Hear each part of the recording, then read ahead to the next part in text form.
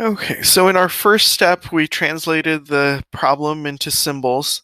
And then next, what we want to do is use our prior knowledge, basically everything from geometry and algebra, to find a way to link these variables together.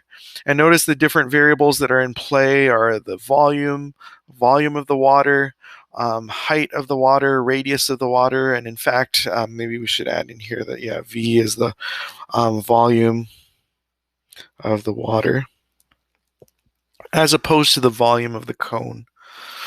So something that will link these variables together from geometry, we know the volume is V and the water is also in the shape of a cone, 1/3 pi r squared h.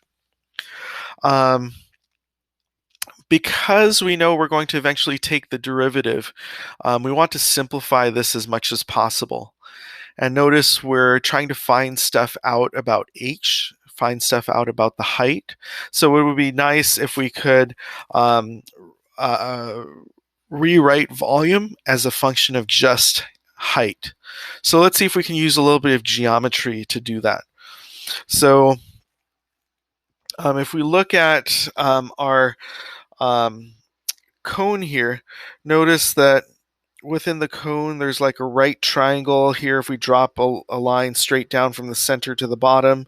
And so we have like um, that purple triangle there with R and H. And if we were to do the same thing to the big cone here, drop something straight down to the bottom, then we'd have this right triangle here that's 4 centimeters and 16 centimeters.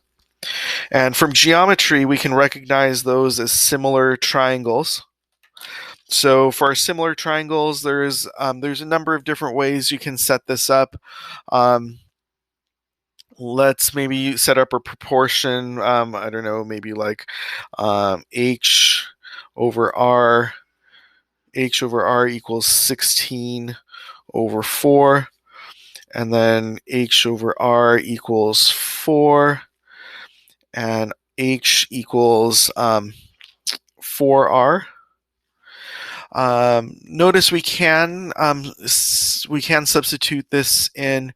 That's there. It will work out. It just is. It will take another step.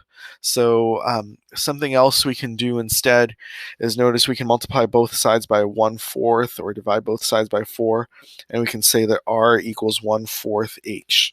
And we'll substitute this in for r so that we have v with only h's in it. So substituting in, we have v equals 1/3 pi times 1/4 h squared times h.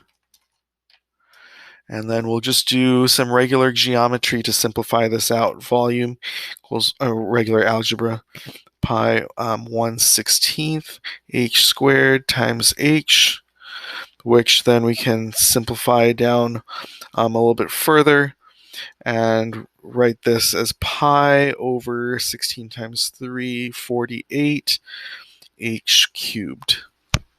Okay. And then that takes care of step 2. Basically what we've done is we've written an equation using our prior knowledge, or a couple equations, that link together our variables.